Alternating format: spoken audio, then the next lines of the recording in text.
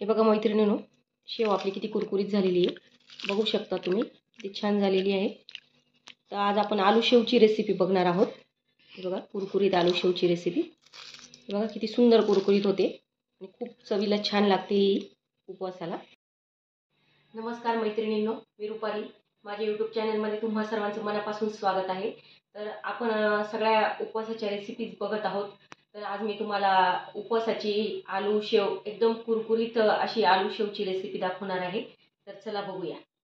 मी हे 7 बटाटे घेतलेले आहे मध्यम आकाराचे आणि मी त्यांना उकडून घेतलेलं आहे आणि शिलून असं घेतलेलं आहे, त्यांची साल काढून घेतले।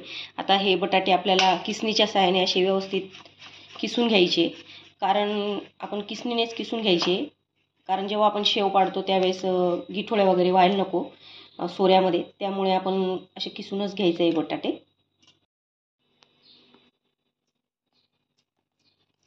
सगळे बटाटे किसून घेते मैत्रिणींनो मी। बटाटे मी सर्व असे किसून घेतले मैत्रिणींनो।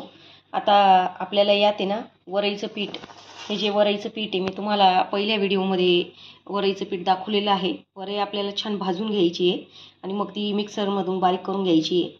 तर हे वरईचं पीठ तयार केलेलं आहे मी। अर्धी वाटी वरईचं पीठ घेतलेलं आहे, ही मोठी वाटी घेतलेली, त्यामुळे वरईचं पीठ घेतलं मी अर्धी वाटी। आणि ह्या बटाट्यांमध्ये आपल्याला हे टाकून घ्यायचं आहे। आता अर्धा चमचा मी तिखट घेतलेला आहे आणि चवीपुरतं मी मीठ टाकून घेत आहे।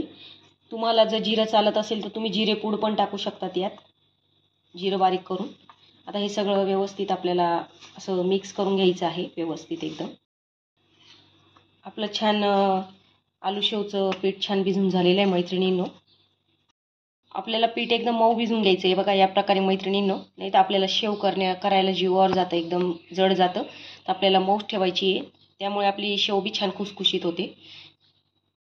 मी सोऱ्या घेतला आहे, सोऱ्याची ही जी मी हे घेतलेली आहे मीडियम घेतलेली आहे, जास्त बारीक पण नाही जास्त मोठी पण नाही शेव पाडण्यासाठी। आणि मी आता ही लावून घेते सोऱ्या।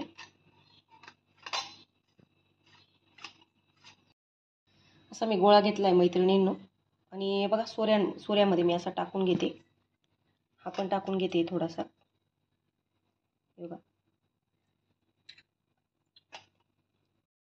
तेल मी कढईत ठेवून घेतलंय तापवण्यासाठी, तेल छान तापलेले मैत्रिणींनो। आता आपण शेव पाडून घेऊया।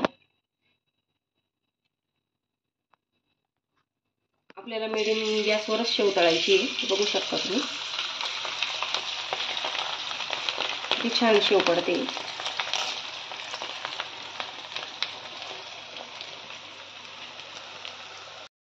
आपली शेव रेडी झालेली मैत्रिणींनो। ही जी शेव असते आलूची शेव, ही अशी तुकडेच पडतायचे। सगळी शेव तळून घेते मैत्रिणींनो, मग तुम्हाला दाखवते। परफेक्ट अशी आलू शेव आपली रेडी झालेली मैत्रिणींनो।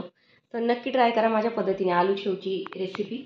आणि ही जी शेव आहे, आता आलू कसा आपला हे असतो बटाटा चिकट असतो, त्यामुळे त्याची अशी पूर्ण जशी आपली नॉर्मल शेव असते तशी ती होत नाही, तिचा चुराच होतो। त्यामुळे तुम्हाला वाटेल ताईंनी अशी कशी केली बुवा, तर याचा चुराच होतो, कारण याच्यात वरईचे तांदूळ आपण टाकलेले आहे त्यामुळे। तर नक्की ट्राय करा माझ्या पद्धतीने याची रेसिपी। माझे व्हिडिओ आवडत असतील तर माझ्या चॅनलला सबस्क्राईब करा, लाईक्स करा, कमेंट करा आणि मला सपोर्ट करा।